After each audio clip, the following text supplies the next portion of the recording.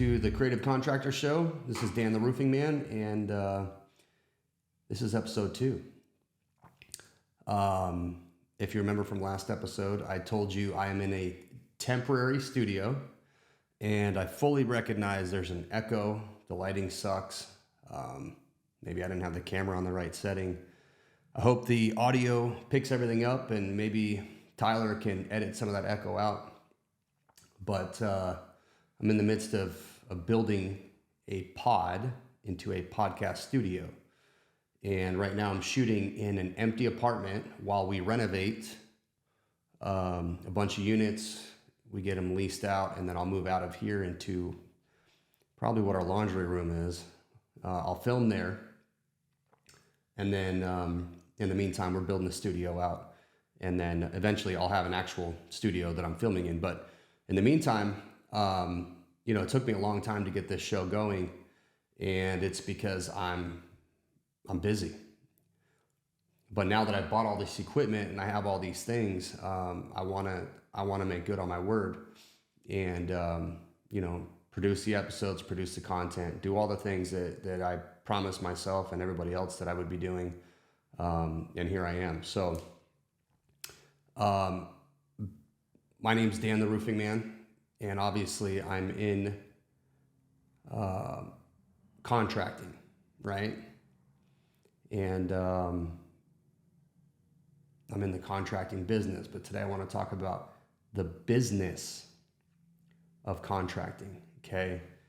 And a lot of people get into the trades, really out of necessity, or they got screwed over by somebody.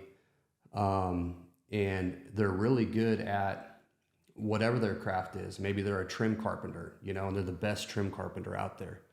Or they're great at flooring, or they're the best plumber or pipe fitter. They learned the old school way on how to wire a building or whatever, but for one reason or another, maybe they were just always destined to be in business. Maybe they got screwed. Maybe they have to feed their family, whatever that is. They get into business as a contractor, but as a contractor, they don't understand the business. And I'll give you an example, right? My father was, to be honest with you, I don't think he ever graduated high school. I don't know, because we don't talk very much. But he was really good at installing, it's called the two-piece tile, right? And there's not a lot of white guys that do it. And he's an OG. He was on the roof, working, getting paid by the piece, running crews, installing this tile on, 3, 4, 15, 20,000 square foot homes. And it got to a point where one of the companies he worked for didn't pay him. He went out and he started his company. And that was December of 2002. And then in 2003, I started there. Well, when he'd signed a contract, right, his contract just came from the other company. He just changed the logo and the name on it. I don't think he ever read the terms and conditions of it. And, when it come time to get a deposit, he'd be like, oh, we're not going to take a deposit. Why? Well, this company doesn't do it. Okay. They also didn't pay you. So maybe you should not pay attention to how they do business and focus on how you do business. And then he didn't have the right insurances. He didn't, he had the right intention. He wanted to be a business owner. He just didn't know how to do it because he grew up in the trades. He grew up, pounding nails. And I want to talk about, because I watched this evolution, right? And I went to college. I got a degree. Not that helps me in business. But I have a business degree, and I grew up with a tradesman contractor father. And then I watched us go, become very successful and then fail. And then I have this other opportunity now, where I own my own business without my dad, and I started it and did it in a completely different way. Okay. I never thought I would own an apartment complex. I never understood what it meant to, buy low, sell high, cost segregation and budget and all that stuff. Right. And I've learned all that. But before I did that, I had to run and operate my company in a way that produced cash. And it starts with the basics, okay? And some of this stuff, a lot of you already know. Some of it's going to sound basic to some of you. And some of you are going to be like, holy crap, I had no idea I was supposed to do that. Okay. Also, there are probably going to be things that I leave out. This is totally unscripted. I just, fly off the, seat of my pants, basically. I go through and identify the things that I've done. And there's things that I still need to do, but I'm pretty sure I'm further along than a lot of people. All right.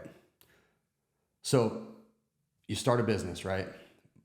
My business, and what I'm basically going to talk about is my structure. Okay. I have an LLC, a limited liability company. Okay. Technically speaking, I'm a single owner in this contracting company, but it is an LLC, right? Max Restoration LLC. I have a legal DBA for Max Roofing. Both are on my license. They're all on my insurance policies. They're filed with all the Corporation Commission and the Secretary of State. My clients know about it. It's on my contracts, etc. Okay. Now, in Arizona, roofing is no longer a protected trade. That is why I got my general contracting license, because GCs technically can do roofing. Okay. I just subcontract my roofing out to roofers. Just like I do my AC work and my flooring and everything, right? We operate as a GC, like a GC, but we hire the tradesmen that we know we need. So when you start your company, and when I started my company, I created an LLC, and that separates the person and the entity, okay? Now, some people will do, like my name's Dan Grifford, right? Some people do Dan Grifford LLC. It's not recommended because when you sign a contract, there's really no way to tell between you, the person, and you, the entity. So my recommendation is to come up with a name that you can market, you can brand, that is not branded as you, the person, because then they're always going to just equate the two of you together. But come up with an LLC, form the entity. And once you do that, right, you've got Max Restoration. Then you have to file for an EIN, okay? An EIN is basically your company's social security number, because you have to pay taxes for your company and you have to pay taxes for yourself as a person, okay? So if your own personal social security number, you have your own EIN, okay? So the order that I go to is LLC, file for the EIN with the federal government, okay? And then I open my bank account. Now, I have a banker at a regional bank or a local bank that's done this for me multiple times, and literally he's on an email, and we have a process, and we just send it off, and we give him all the docs that I already know he's going to ask for. He sets up the bank account, he DocuSigns everything, and it comes back. Now for me, Max Restoration is owned by another entity called D3 Ventures, okay? Why do I have an entity own an entity, okay? The reason for that is D3 Ventures is my S Corp. Okay, I have my contracting company, and I have my consulting company, and I have my real estate investing company, and I have my solar company, right? And so each of these are entities that I want to pay somebody to run, and those profits will flow up to D3 Ventures, where I'm an employee. Okay, and then I get my paycheck from there, and then I, invest in other things from that point. That entity is then owned by a trust. The trust is owned by my wife and I. Okay. That is my corporate structure. It's pretty involved, okay, but it's something that I've built over time. But in the basics of business, you need to create an entity to separate yourself from liability, create the EIN so you can have a bank account, and then all of your expenses for that company runs through that bank account, okay? Once you have a company, if you're going to have employees, in the state of Arizona, they require that you have workman's comp insurance, okay? And then that workman's comp insurance covers your employee in the event that they get hurt while on the job, okay? Generally speaking, the owner is not covered under the company's workman's comp policy unless you identify that you want coverage, okay? And then sometimes certain insurance companies make you identify if you don't want coverage. So you need to make sure when you get that policy that you identify who is covered and who is not. Every single employee must be covered, okay? My recommendation, and we use Paylocity, is get a payroll company that works with the size of company that you are, get them connected with your workman's comp insurance, and then that way when you pay the paycheck to the employee, they make sure all the deductions are taken care of, and then they make sure that you have the proper workman's comp coverage. Because every dollar you pay out, you basically have to pay workman's comp on. So an admin might be 1%, whereas a roofer, literally just for the workman's comp, is 18%. So if you're budgeting for a job, okay, and you know that your roofer, let's say he makes $100 an hour. Now, you have to add for your employer's portion of that tax, of the taxes, whatever that is, let's call it 7%, right? With all the Social Security and Medicare, like whatever we're required to pay for each hour worked, you need to make sure that you include in your budget the $100 an hour for the employee, the percentage that we owe to the state, federal, and whatever government, and then your workman's comp. So if he's making $100 an hour and we owe 7% to all the government agencies, another 18% for workman's comp, then technically your hour, your raw cost on that hour for that employee is $125. Now, if you're budgeting $100 an hour and not including those things, then you're actually paying for those coverages out of pocket. Not something I recommend. Okay. So make sure that you have workman's comp on your employees. Workman's comp insurance covers the employees in the event they're hurt while on the job. Okay. Another type of insurance you have is your liability insurance.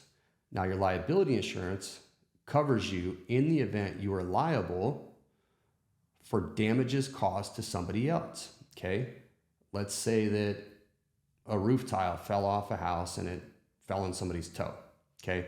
Your liability insurance should cover that loss. Or if you damage property or whatever, it's all part of your liability coverage, okay? Then within your coverages, there are things like the amount of your deductible, the limits of your coverage. Some policies are $250,000 per occurrence. Some are $500,000. Some are, I think ours is $1 million per occurrence, $3 million aggregate. That's in total. And then we also have an umbrella policy on top of that it's an umbrella over covers in case for some reason that doesn't pay out, then that will kick in. So, you've got your LLC, your EIN, your bank account, workman's comp insurance, liability insurance. Now, we own vehicles in our company name, so then we have a commercial auto policy. Your commercial auto policy is very different than your personal auto policy. But if you have company vehicles, make sure they're covered under your commercial auto policy. It's more expensive, but it also ends up covering you properly in the event you or one of your employees gets in an accident and damages somebody else or hurts themselves or whatever. Your policy it's more coverage. It's the proper coverage. You don't really risk the situation of them saying that, hey, you're driving your personal vehicle on the job. We're not going to pay this claim because you're not supposed to do that. So it's the proper coverage for your company. Then we use subcontractors, right? And so we have a policy for hired and non-owned vehicles so that we make sure that anybody else we hire, in the event something happens, I don't even know the total ins and outs of that coverage because it's new to me, but we have that policy for other hired and non-owned automobiles. So I know this sounds really boring, and it is boring, but it's important, okay? So just to start your company, right? And then we've got licensing in Arizona that we're required to have, but LLC, EIN, bank account, workman's comp, liability insurance, commercial auto, and then if you need it, hired and non-owned, and then we have that additional umbrella coverage, okay? So once you do that, right, you got a bank account, you got to go bid a job. This is one of the most important things you could possibly do is properly estimate the cost of your jobs. A lot of guys sell on a price per square, okay? The thing is, they don't understand where that price per square comes from. All they know is, well, this other company sells at this price. The company I worked at before sells at this price, okay? But it's really basic, okay? I'm talking in terms of roofing right this second, okay? It's gonna be the easiest way for me to identify this, okay? On a roof, there's only so many types of roofing, right? In the most basic form, we have flat roofs or low slope and slope roofs, okay? And then we have a certain amount of roof types for that, and then it breaks down to brands, right? Now, let's say on a roof, we know that we have an eave, a gable, a head wall, a sidewall, a valley, some pitch change, X amount of pipes, X amount of T-tops, okay? Spray paint we gotta get, mortar joints, whatever. We're just gonna write that down in a list, okay? Write the whole thing down, all the material. Now our pipes are sold by each, right? So one pipe is each, or however you wanna say that. Pipes, T-tops, same thing. Our flashings, in general, are sold in 10-foot increments, okay? So those are sold either by the piece or by 10 linear feet. Okay, I know this sounds ridiculous, but you need to make sure you write it down first and then put it into an Excel sheet. Okay, I live and die by Excel. I make mistakes all the time, doing certain math, whatever. I'm really good at math and I'm really good at equations, okay? But I'm doing three things at once. And if I create this sheet or I have, a system, then the tech takes over and I take the human error factor completely out of it, okay? But not everybody has that. Not everybody's paying for AccuLinks. Not everybody has a computer, okay? But you can write this down and copy and paste it, run it through a copy machine so that when you're in the field, you can identify all the things that you need, okay? So you're basically gonna quantify everything that you do, your squares of shingles, your linear feet of ridge, your linear feet of hips, all of that stuff, okay? And then you're gonna find out how each thing is sold in what quantity, okay? So flashings are, each, metals are by 10 feet, ridge is, let's say 33 feet in a bundle, and then shingles are squares, okay? So you're gonna identify the price, you're gonna total up your material and know, okay, this is my material cost. Now, we are conservative in our estimates, okay? If we know that a piece of flashing is gonna run 10 feet, then we're going to assume that every 9 feet of our measurement, we need a flashing, okay? And then we're going to add waste on top of that, okay? Guys make weird cuts in the field, material gets damaged. I don't wanna pay for that extra material, okay? So if it comes in 10-foot increments, this is just an example, 10-foot increments, we're figuring that every 9 feet, okay, that's already a 10% waste. Every 9 feet we need a flashing, and then I'm adding 5% waste at the end, okay? So a lot of math involved, but if you're gonna own a business, you have to do math. It is that simple. It all boils down to numbers. Everything you do, no matter what, boils down to math, okay? So you're building your estimate. That's what we're doing right now. This is how your whole business is gonna run, is on your numbers. So we identify all of our material that we need, all the pieces that we need, all the waste that we need, and we're gonna come up with a material cost. Well, with roofing, it's really easy on labor because we got a tear-off price per square and we got an install price per square. Now, whether you're doing that by the hour or you're budgeting by whether it's by the hour, by the square, man hours, however you're doing it, it basically can be divided into the total amount of squares, okay? Material cost, labor cost. I use subcontractors. So when I subcontract my work out, it's a really simple number. If you go back to the example before, if you're paying, $100 an hour for an employee, then you've got to figure it at $125 an hour. That is your raw cost, okay? At that point, you've got your material costs, your labor costs, you might have some equipment, however you're going to break that down in your estimate, you come up with a cost, okay? That is the cost of doing the job. From there, you need to identify the amount of margin that you want, okay? That could be 10%, 20%, 40%, 50%, okay? When we talk about margin, we are talking about margin, profit from the sale price, not from your cost. We don't know our sale price. we do know our cost. We know what we want to make off our sale price. Okay, but how do we get there? So if let's say you want to make 30% off the gross, okay? And we know that our cost, let's say it's $7,000, right? $7,000. A lot of people are going to take that $7,000 and multiply by 1.3, okay? I can probably do that math in my head. 30% of 7,000 is $210. So if you multiply times 1.3, and I'll just check that to make sure. So 70 times 1.3 is 91, okay? That means that most roofers or contractors or people that have never been in business before, they know their cost is $70. They want to make 30%. They're selling at $91, okay?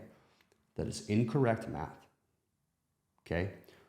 What we know is if we want to make 30% profit, that means our cost is 70%, okay? Because it's got to add up to 100%. So 100% minus 70% is 30. 100% minus 30% is 70. Doesn't matter which way you go, okay? Your cost is 70%. Now, your cost is 70% of a number. That's the number we're trying to get to, okay? We're not multiplying 70 times 1.3. We're trying to work backwards. The way that I do it, if I'm going to make 70%, okay, I'm going to take the $70 cost and divide by 0.7. Why? Because I know it's 70% of a cost. If I was working backwards, I would do 100 times 0.7, 100 times 0.7, because I know my cost is 70 and that gives me 70. But I'm working backwards. What's the opposite of multiplication? It's divide. So I'm going to take 70 divided by 0.7, okay? What does that give me? That's 100. So on that job, when that contractor is trying to make 30% of their sale price, they're supposed to be at $100, but they're selling at 91. They're 9% off their target, okay? Which means when it comes time to do their budget, they're budgeting off a 30% profit, but they're not making 30%. They're actually making 21 divided by 91. They're actually making 23% profit. So right off the bat, they're already losing. Why? Because they don't understand the math of creating a bid. The basic part of selling a job and the root of our business. They don't understand the simple math of projecting their profit properly. Why does that matter? As you grow, actually not even as you grow, as a person starting a company, you have a mortgage, you've got your kids' sports, you've got, utilities and groceries and fuel, and now you've got this insurance you got to pay for and all these things, right? All that money adds up, okay? And let's say your overhead is $10,000 a month, okay? And let's say you think you're making 30%, okay? Just to break even, you have to find a break even point. In order to know your break even point, you've got to add up all your overhead costs, okay?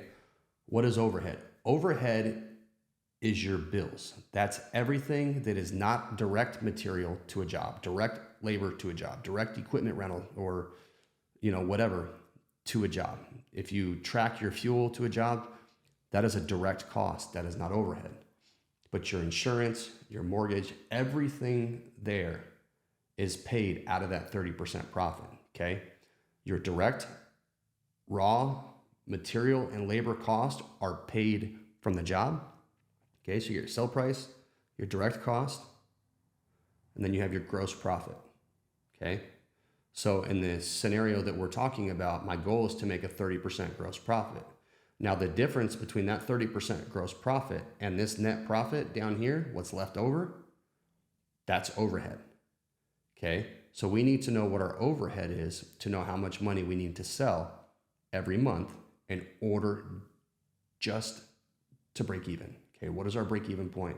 That's based off what our overhead is, okay? Now, if our overhead is $10,000 a month, right?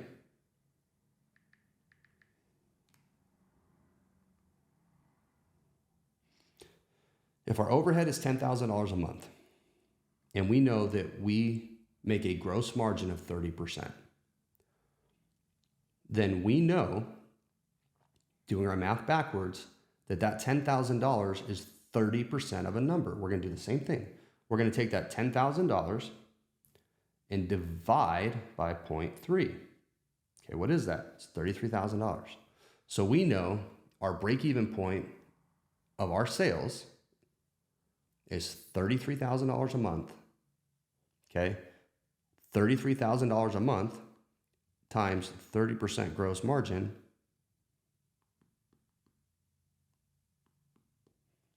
it's technically $99,000 or $9,900, but we know at $33,000 a month, we're going to make 30% on that. That 30% goes to our overhead. That $10,000 pays our bills. Okay. So we know in order to just break even, that there's no profit in that. That is literally every job has material, has a subcontractor, has equipment rental, fuel if it's attached to it. Every job has that, and then we have a gross profit. And then that gross profit goes to pay insurance, mortgage, vehicles, employees if that's in your overhead, insurances, whatever. And at the very end, there's no net profit because all we did was break even. That is called calculating your break-even point, okay? Now, if you end up selling $50,000 a month and your break-even point is $33,000, okay? Now, you have $17,000 in additional revenue, okay? But you're only making 30% on that. The thing is, you've already paid all your bills on the $33,000. That additional $17,000 in revenue, okay, produces 30% profit. So the 30% profit of that $17,000, if your math is right, is another $5,000.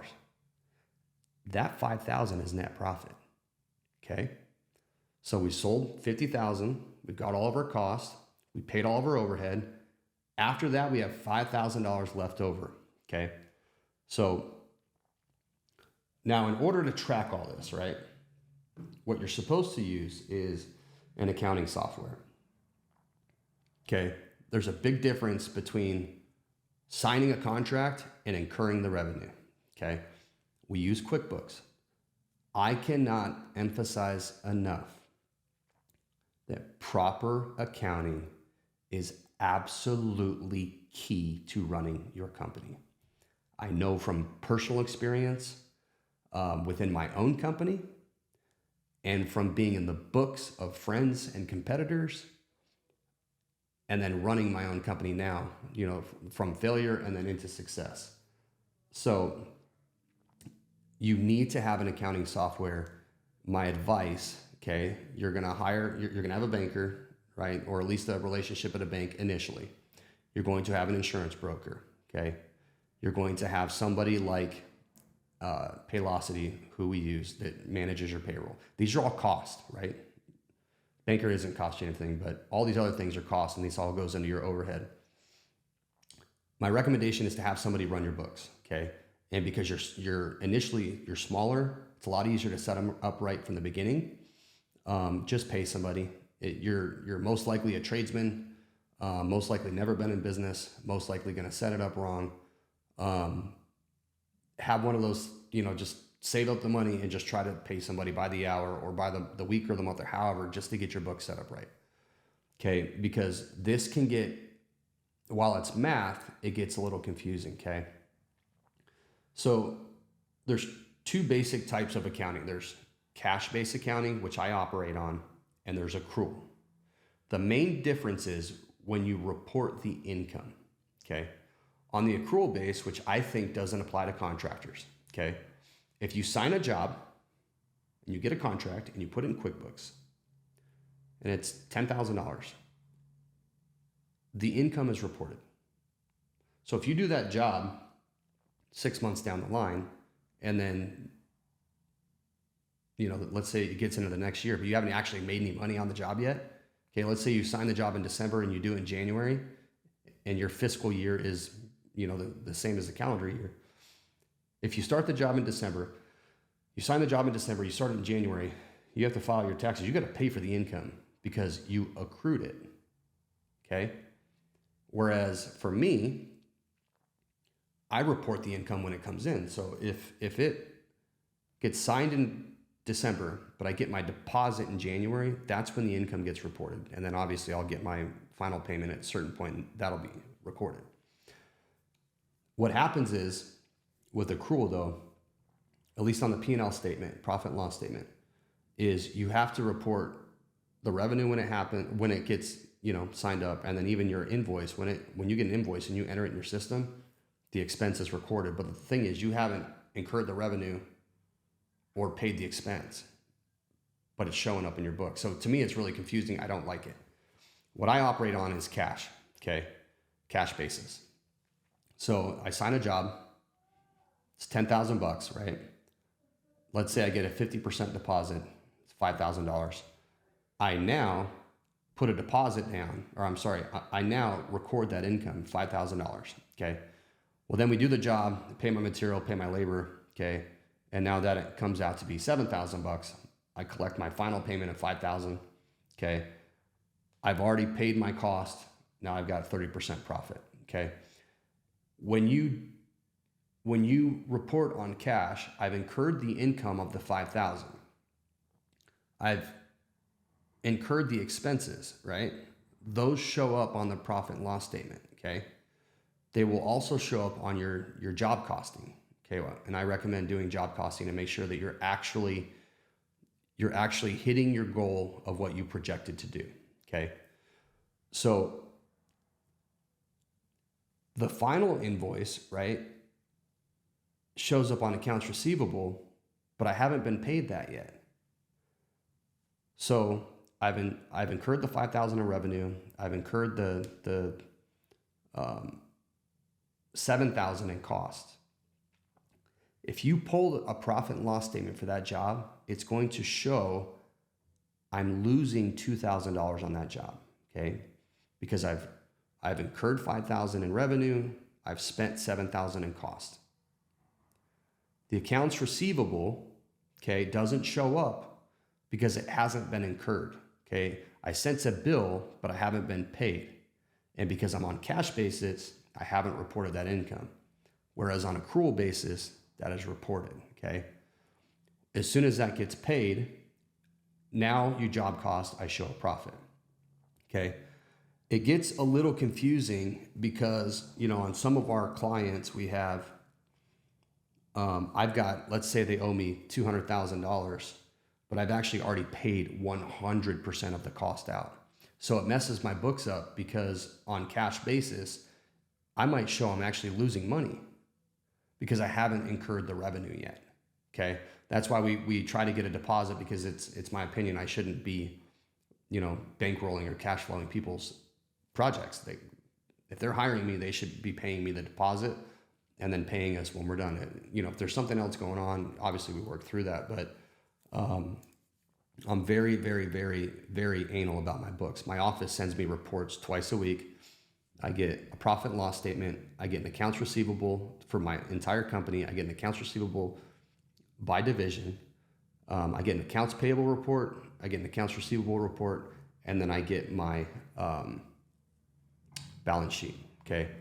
Now, I'm a little different than a lot of people because my profit and loss tells me the revenue, right? Top line revenue by division, gross profit we made, all my overhead, and then net profit, okay? And because we operate on cash, I might operate at a loss the whole year because I have so much money owed to me, okay? But that money owed to me is a big deal. And the money that I owe on my accounts payable is a big deal, okay? Because with my P&L, my accounts receivable, my accounts payable, I can kind of figure out where I'm at for the most part, unless I haven't actually invoiced the job, because that's not going to show up on accounts receivable. It's also not going to show up on my profit and loss statement. So that's like a phantom number that's out there that I don't know yet, right? So your balance sheet actually tells you everything on one page. Instead of having to read your accounts receivable, your accounts payable, your profit and loss statement. Like it literally puts everything right there. Okay. It shows you your assets and your liabilities. It gives you your bank balances. It shows you how much money is owed to you from clients. It shows you how much money is owed to you from loans. And then it shows you your accounts payable, which is all your suppliers or your subs or whatever. And then your current liabilities, right? You have to understand, and I know roofers that don't realize that your credit cards are under current liabilities. It's not under accounts payable. And until you, like you might have an accounts payable, let's say at Elite's who I use in Arizona. It shows up under accounts payable, but I like my credit card points, so I pay them on my credit card. That cash has not been used, right? It goes from accounts payable to current liability. And within your current liability, it might be my Chase Marriott card, my American Express Platinum, or my Desert Financial, credit cards that our guys use. So within there, that money's still due and it's coming, but it might not show up on your accounts payable. And if you pull an accounts payable document, it's not going to show up on there. You have to look at your, like you live and die by your balance sheet, basically. You have to know how much money you've made, how much money you have owed to you, how much money's got to go out. Okay, you have to know what that is. My balance sheet, I look at it in an accrual basis. Everything else I do is in cash. But my report has to be pulled, because if you do it in cash basis, if you do your accounts receivable, accounts payable, and cash basis, they're not going to show up on the cash basis balance sheet. Whereas on the accrual basis balance sheet, they will show up because you've accrued them. Even though you haven't been paid them, you've accrued them. So that's going to show up. It's going to show me all my money in the bank. It's going to show me everything that's owed to me. It's going to show me everybody I owe. And then I can basically do math on that one sheet. Okay. So my office sends me that every Tuesday, because then we do all of our reports. We do all of our invoicing. We do all of our payments. And then all that stuff clears our bank by Thursday. And then Friday, we do the reports again. Okay. Got into a situation a long time ago, which will be on a different episode, where my partner was not doing the accounting right, spending too much money, and basically blew me, or not, he didn't blow me, screwed me out of probably, once I added it all up, it was probably over $1 million. So I didn't understand all this stuff back then. I was young and ignorant, but I'm out there selling everything and making a ton of money, but then there's no money. And they didn't understand the accounting of it, right? So at the end of the day, you have to understand your numbers. Everything boils down to numbers, from the first job that you sell to your break-even point, to understanding your overhead costs, to understanding, at the size of company that we are, your financial statements, right? And then all of that ties into if you need to get lines of credit or loans or any of that stuff. Everything literally boils down to your numbers and the accounting and your relationships and all that stuff. So for me, right, I use my supplier accounts. Okay, those go under my accounts payable, and then I really like my credit card points. Okay, I love to travel, so I recommend. I always had a Chase Marriott card because we use Marriott a lot, but I would use that as much as you can. If you, I'm not saying spend a bunch of money on stuff you don't need. I'm talking about for business, use your credit card, whatever your credit card points you prefer. I love Chase Marriott, which I still use to this day. But also American Express Platinum is probably the best credit card with the best points. Both of them have status when you check in at places. That's just a recommendation for me. But you have to make sure that you're paying your bills. You have to know your numbers, okay? Also cash flow, you have to know what's coming in and going out, because in the meantime, right, as a business owner, we might be, there's been points in time where we've been owed $700,000, $800,000, $900,000, and to us that's a ton of money, right? But we also had a bunch of cash in the bank. Okay, and so my employees always got paid, my subs always got paid, my suppliers always got paid. All of our overhead got paid all the time. Never missed a bill in 7 years. Literally, not one single bill has been missed. Okay, and the reason is that because we built up cash. Okay, now I got really freaking nervous sometimes because we'd have all that money out, and then we're getting down to a couple $100,000 in the bank, and it's like, man, we can only deal with this for a while. Okay, but also you need to set up lines of credit. Okay, we use our lines of credit with our suppliers, but we also have one with our bank. Now, I don't recommend trying to set up a line of credit with a bank when you're owed a bunch of money and you can't make your payments, because they're literally going to look right at your balance sheet and be like, yeah, we're not going to give you any credit because you can't pay your bills. Okay. You need to plan for that and try to set up credit cards, lines of credit, supplier accounts, all that stuff as you grow, and make sure that you're staying ahead of any foreseeable issues with people not paying. Okay. I have somebody right now, and I never do jobs without deposits within our custom home clients. Done a lot of work for these people. I had to fight for my deposit. Well, now I'm over 90 days on my final payment. And they're basically making me feel like it's my fault that they're not paying. Okay. I've already paid all my bills on the job. Okay. But all that money is owed to me, and now it's close to $30,000. Okay. I've already paid 100% of my bills. But because of my cash flow, while I'm irritated, okay, and technically they've broken the Prompt Payment Act, they have violated our contract. We have lien rights on the property. Like, I have all these recourse things that I can do. I don't want to do it. I value the relationship, okay, but I have cash flow, and I put things in place to make sure that we're protected in the event stuff like this happens. Okay, which brings me into accounts receivable, right? We require a deposit on our jobs. If somebody doesn't give us a deposit, that's a red flag. We walk away. Then certain clients have terms. I have hedge funds that I've done thousands of jobs for that I don't get deposits on, but they pay me like clockwork. Every 3 days, direct deposit in my account, that money just moves, okay? They have credit with me. Just like you have credit with your suppliers, my clients have credit with me. Now, with that being said, homeowners, deposits due, final payments due, unless there's an issue. Excuse me. Unless there's an issue. Tyler, hopefully you can mute that. That was disgusting. So, but your accounts receivable is the lifeblood of your business. You have to have revenue to pay your bills, including your employees and everybody else that works for you. Okay. So you have to you don't want to be the prick that goes and asks for your money, but at the end of the day, that's your money. As long as you performed, you did everything you're supposed to, you fulfilled the obligations of the contract, etc., you need to make sure that you get your money. Okay. And there's times where you have to make sure that you push, and then there's times where you just have to make difficult decisions. Okay. But that revenue matters.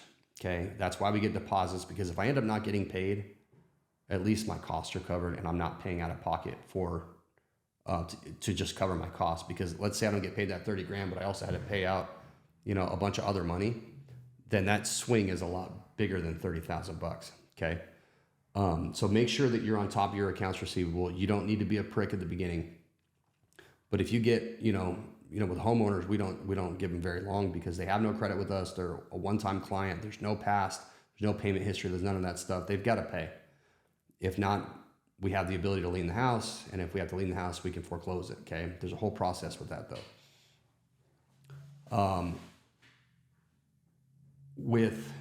With clients though that slow pay you, if there's communication, it helps. If there's no communication, then you're forcing my hand, and don't feel bad about it. Okay.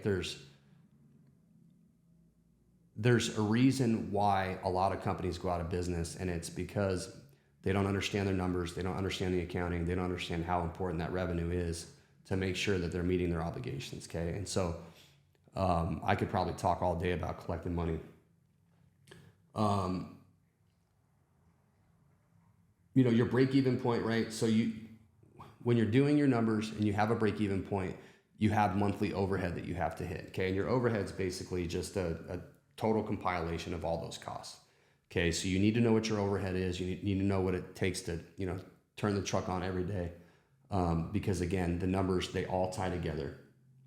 How much of a deposit to take is completely up to you. You're going to get a homeowner that's like, oh, this guy he doesn't require a deposit, and this guy requires 70%. And at the end of the day, do not be concerned with how everybody else runs their company. You know your numbers. You know what it costs you to do that job. You know what your overhead is. You know what your accounts receivable are and your accounts payable and what your balance sheet says. You know what it takes to run your business. Do not worry about how anybody else does what they do. I don't care about their good, better, best. I don't care what shingles they recommend. I care about what you want, homeowner, okay? And I care about what it takes for me to make money. Okay, at the end of the day, operate your business and your numbers based on what you know to be true. You don't know if that's the case. You don't know if they have problems paying their bills. You don't know if they're, a billionaire person that's just selling roofing to be, to have fun. Like you don't know, you know your stuff. Okay, so don't worry about everybody else. So we went over all your, okay. I think there's only two other things. Once you've gotten established, right, you need to make sure not only does you have to have a really good internal team, okay, but you also have to have a really good external team, okay, and that includes, but is not limited to, a banker, okay. Banking relationship is major. Again, for me, I just email my stuff off. My banker takes care of it, sends us docs, it's done. An accountant, okay, or CPA, an attorney. I have a financial consultant or wealth manager. What else we got? Attorney, CPA, financial consultant, and a coach. It always helps to have a coach. And all these people cost you money, except the banker. He does and he doesn't. But all these people cost you money. Do not look at what the money is that it costs you. Look at what they save you and what they teach you and how they lead you and the advice that you get from them. Because this group of people, this team, is working with 100 guys and girls just like us, okay? And they've seen what works and they've seen what doesn't work. Sure, they make money off you, okay? But they should. You want to make money. They should all be paid, every single one of them. Within your company, you need to make sure you have an organizational chart, okay, that identifies, roles and responsibilities of the company, because you can't have everybody running around and trying to do everybody's job. Like each person needs to know what they're responsible for so that at a certain point in time, that job file gets handed off. Like my accounting team is not running the project. My project management team is not estimating the job. Okay. And my estimating team is not collecting money or paying bills. And you have to identify that because it lets people do their jobs and do it well. It gives them, it gives them and you a gauge of the amount of money that role should pay, because certain people can outgrow that role. Well, you're not going to pay a doctor, $1 million a year to flip burgers at McDonald's. It's just not, the role doesn't pay that. And even though that person outgrows that role, the role is the role. Okay. Data entry is not going to pay as much as, accounting. It's not. Okay. Now, if that person has aspirations of getting into accounting, find that out and get them on a path to do it.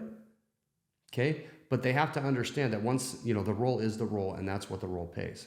Okay. If you're really clear with that, with them, then it makes conversations much easier. Okay.